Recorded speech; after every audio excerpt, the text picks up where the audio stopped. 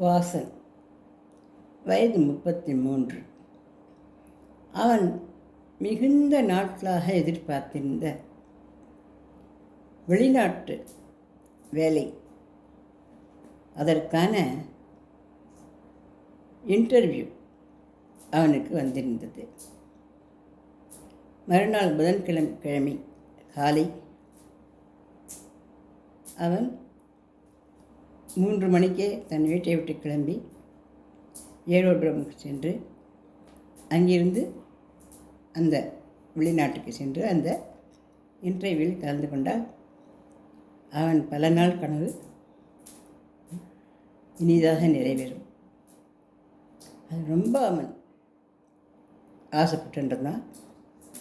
அதற்கான முயற்சிகளையும் பண்ணியிருந்தான்.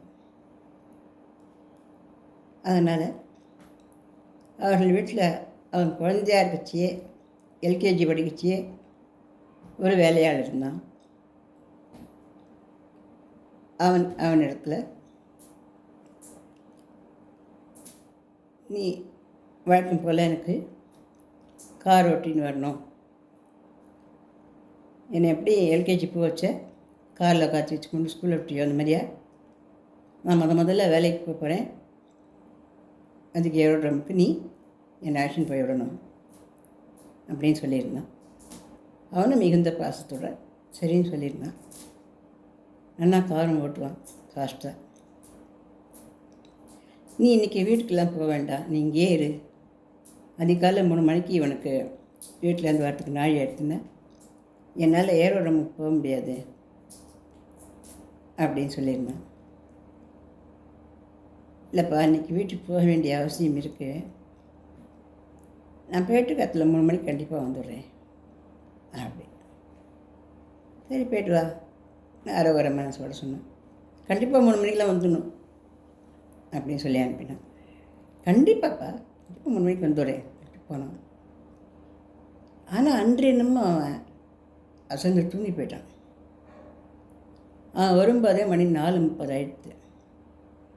அவன் வந்து தான் இவனை எழுப்ப சொல்லியிருந்தான் இந்த வாசன். அவன் வரைச்சி 4:30 மணி ஆயிடுச்சு. வந்த உடனே கிடக்கிறான்னு போய், வாசன் எழுந்திருப்பா, 3 மணி ஆயிடுச்சா? இல்லை 4:30 மணி ஆயிடுச்சு. ஆனால் ரொம்ப ஃபாஸ்ட்டாக நான் போய் 6 மணிக்குள்ளே உங்களை ஏரோட்ரோமில் விட்டுடுறேன் அப்படின்னு பணிவோடு சொன்னான். வயதில் பெரியவன் கூட பார்க்காம கண்ணாபின்னான்னு திட்டி விட்டான். பின்ன இருக்காதா, அவன் என்ன ஃபாஸ்ட்டாக போனாலும் அந்த பிளேன் வர டயத்தில் டெக்கு முக்காடின்னு போய் ஏறணும். அந்த மாதிரியான ஒரு சுச்சுவேஷனில் இப்போ அமைஞ்சிடுறது பார்த்து எனக்கு எரிச்சல் ஏற்படுத்துது. ஆனால் எல்லாத்தையும் பொறுமையாக தாங்கிட்டான் பாவம். ரொம்ப நாளாக அவள் வீட்லேயே கார் ஓட்டின்னு இருக்கான், வேலை பண்ணிட்டு இருக்கான். அதனால் பரபரன்னு ட்ரெஸ்ஸு சேஞ்ச் பண்ணிவிட்டு அவன் வாசன் காரில் ஏறி உட்காண்டான். வழியெல்லாம் திட்டிகிட்டே வந்தான் அவனை. ஆனால் ஒன்றும் சொல்லலை. பாதி தூரம் போச்சா காரு ஓடலை. என்ன ஆச்சு உனக்கு, தூங்கிட்டேன்னா? இல்லை, கார் ஓடலை. கீழே இறங்கி பார்த்தா பெட்ரோல் இல்லை, அது குறைவாக இருந்தது. என்ன பண்ணுற நீ? காலையில் வந்ததும் லேட்டு, இப்பவும் பாதியில் பெட்ரோல் இல்லை, ஒன்றும் இல்லை. இப்படி தான் நான் போய் போகிறது. அந்த பிள்ளைன்னு பிடிக்கலன்னா நான் எப்படி இன்டர்வியூக்கு போக முடியும்? என்னோட நலன்னு கொஞ்சமாக உனக்கு அக்கறை இருக்கா? இப்படியா ஆளாத்துவலா அப்படின்னு வந்த கோவம் தீர நடு ரோட்டில் கத்திட்டான். அந்த வாசனை சின்ன குழந்தையெல்லாம் தெரிஞ்சவனால அந்த வேலையால் அவனை அப்பவும் கோச்சிக்கல. என்னன்னு தெரியலையேப்பா, நான் கத்தில் 3 மணிக்கு தான் ஏந்து வரணும்னு நினச்சேன், அது என்ன மாதிரி தூங்கி போயிட்டேன். இதில் பெட்ரோல் இருந்தது, அதை நான் என்னமோ கவனிக்காமல் விட்டேனே, எனக்கு புடமாட்டேன் மாதிரியா அப்படின்னு கஷ்டப்பட்டுட்டான். இப்போல்லாம் நீ ஒழுங்காகவே இருக்கிறதில்ல, ஒழுங்காகவே செய்யறதில்லை எந்த வேலையும் அப்படி இப்படின்னு ரொம்ப கோச்சுட்டான். அதுக்கப்புறம் பக்கத்து ஒரு பைக்கில் ஒருத்தன் வந்தான். ஐயா எங்கே போகணும் சொல்லுங்கள், நான் கொண்டு விட்றேன் அப்படின்னு சொன்னான். உடனே அவன் பைக்கில் ஏறி அவன் போயிட்டான். இப்போ போ அப்படின்ட்டு. ஆனால் அவன் ஏரோட்டம் போகிறதுக்குள்ளேயும் பிளேன் போயிடுது. ரொம்ப கோவம், ரொம்ப ஆத்திரம். எவ்வளோ பெரிய வேலை அது, எவ்வளோ கனவுகளோடு அவன் எக்ஸ்பெக்ட் பண்ணியிருந்த விஷயம் இப்படி சுக்குநூறாக அந்த கனவு சிதறிக்குமான்ட்டு நினச்சி வாசனுக்கு பயங்கரமான கோவம் வந்தது. இத்தனை தப்பும் காரணம் அந்த வேலையால் தான். இன்றைக்கி என்ன பண்ணுறேன் பாரு அவனை, நம்ம வேலைக்கே வர வேண்டாம் அப்படின்ற மாதிரி நினச்சி நீ வீட்டுக்கு வந்து அவனை கூப்பிட்டு, இனிமேல் நீ வேலைக்கு வர வேண்டாம், என்னை நம்பினதெல்லாம் போடும். ஐயா எவ்வளோ வருஷங்களாக நான் வேலை பார்த்துட்டுருக்கேன், இந்த வேலையை நம்பி தானே என் குடும்பமே போயிடுச்சுட்டுருக்கு. திடீர்னு இந்த மாதிரி நிறுத்தி நான் என்ன பண்ணுறது அப்படின்ட்டு. அதுக்குள்ளே வாசனோட அம்மா வந்து, அவன் பாட்டுக்கு வேலைக்கு வந்துட்டு போட்டேன்ப்பா, என்னம்மா நீ கொஞ்ச நாள் தவறி போச்சு, அதுக்கோசரம் அவனை எவ்வளோ தூரம் கோச்சிக்கிற. அம்மா என்னம்மா நீ அறியாமல் பேசுகிற, இந்த வேலை கிடச்சா எனக்கு எவ்வளோ வசதியான வேலை, இது எவ்வளோ பிரமாதமான வேலை, இவனால் தான் போச்சு அந்த வேலை, இனிமேல் எனக்கு இது மாதிரி சந்தர்ப்பமே கிடைக்காது, நீ வேற அவன் வேலைக்கு இருக்கட்டும்னு சொல்கிற அப்படின்னு கோச்சுண்டான். அம்மாவுக்கு அதில் வருத்தம் தான் அந்த வேலை கிடைக்கலன்னு.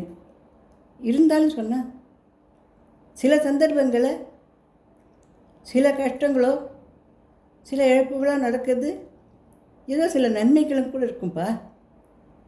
நீ அந்த விதத்தில் யோசனை பண்ணிப்பார்.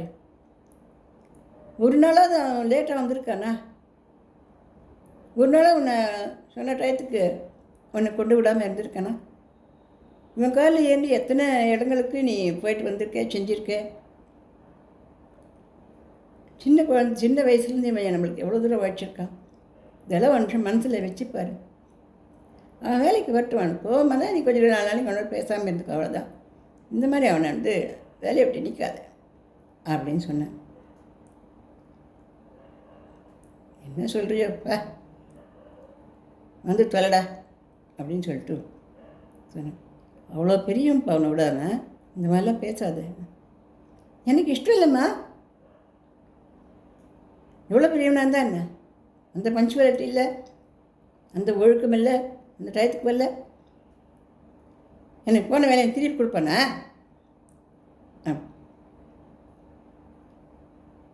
இன்னொரு முறை இந்த மாதிரி இல்லை, நான் பார்த்துக்கிறேன்ப்பா அப்படின்னு அழுதான் அந்த வேலையா.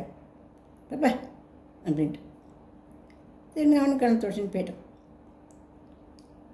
சாப்பிட பிடிக்கல, தூக்கம் பிடிக்கல, ரொம்ப கவலையோடு உட்காந்துருந்தான். கொஞ்சம் மனசு சமாதானப்பட்டு வரட்டும்னு அம்மா பேசாமல் இருந்தேன். மத்தியானத்துக்கு மேலே 12 மணி, 1 மணி, 2 மணி, 3 மணிக்கு மேலே மெதுவாக அவன் ரூம் கதவை தட்டினான். வாப்பா, வந்து உனக்கு பிடிச்சது ஒரு வா சாப்பிடு, இந்த வேலை பண்ணால் போட்டோம் பரவாயில்ல, வேறு வேலை உனக்கு கிடைக்கும், நீ நிறைய படிச்சிருக்க, பரவாயில்ல, மன சமாதானப்படுத்திக்கோ, நான் சொன்னால் கேளு, கொஞ்சம் போல் சாப்பிடு அப்படின்னு கொஞ்சம் போல் உணவை கொண்டு வந்து அவனுக்கு சின்ன குழந்தை கூட்டுற மாதிரி கையில் எடுத்துன்னு வந்தேன். கூட சாப்பிட்றேன், என்ன பண்ணுறது அப்படின்னு அதை சாப்பிட்றதுக்கு உட்காண்டான். மனசே வரல. கொஞ்சம் நேரம் டிவியாவது பார்க்கலாம் அப்படின்னு டிவி ஆன் பண்ணான். அந்த டிவியில் முதல் செய்தியாக வந்திருந்தது, காலையில் இவனுக்கு போயிருந்த அந்த விமானம் என்ன காரணத்தினாலையும் நொறுங்கி போய் விழுந்துடுத்து, அதில் இருந்தவா எல்லாரும் இறந்து போயிட்டா அப்படிங்கிற செய்தி.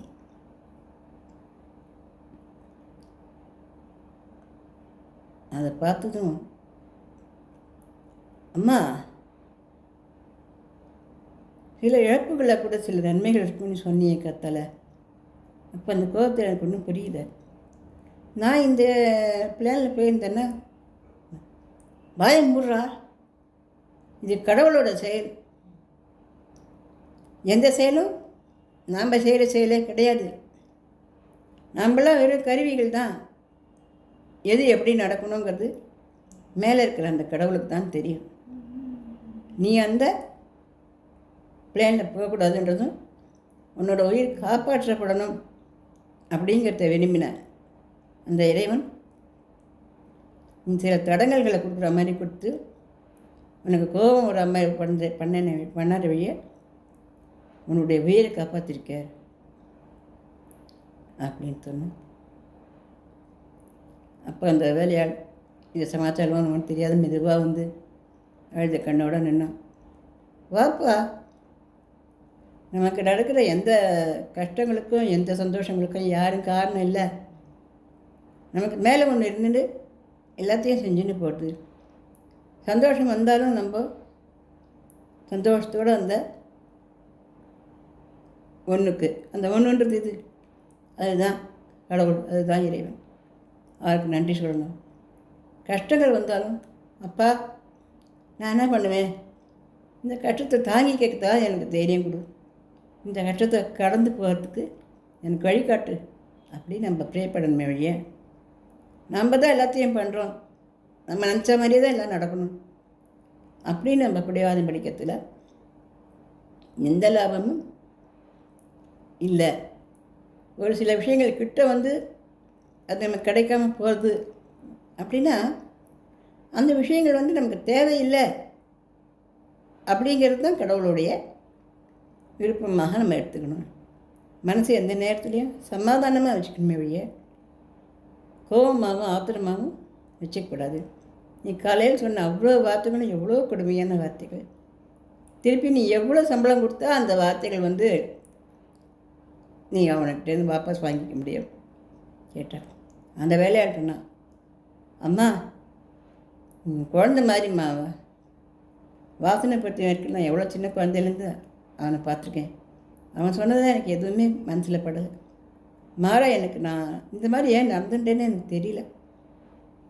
இனிமேல் அப்படி நடக்காமல் பார்த்துக்கிறேம்மா அப்படின்னு எப்பவும் போல் பணிவாகவே அவன் பதில் சொன்னான். அப்போ தான் வாசன் சொன்னான், எந்த சந்தர்ப்பத்திலையும் ஆத்திரப்பட்டு வார்த்தைகளை விட்டுடக்கூடாது. அந்த வார்த்தைகளை நம்மளால் திருப்பி எடுக்க முடியாது. சில சமயங்களில் சில தவறுகள் நம்ம எதிர்பார்க்காத மனுஷாக்கிட்டேருந்து நமக்கு ஏற்படும். அப்போ என்ன காரணமும் தெரியலையே அப்படின்னு கொஞ்சம் யோசனை பண்ணலாம் வழிய தாறுமாறாத வார்த்தைகள் அள்ளி கொட்டிடுறதும் தாறுமாறாக கோச்சு விட்டுறதும் கூடாது. அதே நம்ம நேரத்தில் நமக்கு சிலதெல்லாம் கெடுதல், அது வேண்டாம் அப்படின்னு கடவுள் நினைக்கும் பட்சத்தில் அதை நமக்கு தரமாட்டார். அதில் இருக்கிற தடங்கல்கள், அதில் இருக்கிற கஷ்டங்கள், அதனால் உண்டாகக்கூடிய அந்த மனவேதனைகளை நம்ம சுமக்க வேண்டியதில்லை. அது நமக்கு இல்லையாக்கும் அப்படின்னு நம்ம மனசை வந்து சமாதானமாக தான் வச்சுக்கணுமே வழிய நம்ம ஆத்திரப்படக்கூடாது அப்படின்னு அம்மா சொன்னான். இந்த கதையிலேருந்து நம்ம என்ன தெரிஞ்சுக்கலாம் அப்படின்னா, நம்ம எல்லாருக்குமே விருப்பங்கள், ஆசைகள், எண்ணங்கள் எல்லாமே இருக்கும். எல்லாருக்கும் எல்லாம் கிடைக்கணும், எல்லாருக்கும் எல்லாம் வரணும், எல்லாருக்கும் நம்ம சந்தோஷமாக இருக்கணுங்கிறது தான் இருக்கும். நம்ம அது கிடைக்கிறதுக்கு உண்டான எலிஜிபிளாக தகுதி உடையவளும் தான் இருப்போம். அப்படி இருந்த சில தகுதிகள், சில திறமைகள் இருந்தும் சிலது நமக்கு கிடைக்காது போச்சுன்னா அதுக்கு பதிலாக பகவான் நமக்கு வேறு ஏதோ நல்லது கொடுக்க போகிறாருன்னு தான் நம்ம நினச்சி அது மனசு சமாதானமாக வச்சுக்கணும். அதனால் எனக்கே இப்படி வந்தது, எனக்கே இப்படி நடந்ததுன்னு நம்ம ஆத்திரப்படுறதோ வருத்தப்படவோ கூடாது. எல்லாம் அவன் செயல், எல்லாம் நீ இறைவன் செயல் அப்படின்னு எண்ணி மனசை எப்பவுமே சமாதானமாக வச்சுட்டோம்னாக்க நம்மளோட வாழ்க்கையில் நம்ம நிச்சயமாக ஜெயிச்சு காட்டிட முடியும். அதுக்கும் அந்த இறைவனே துணைக்கு வரும்.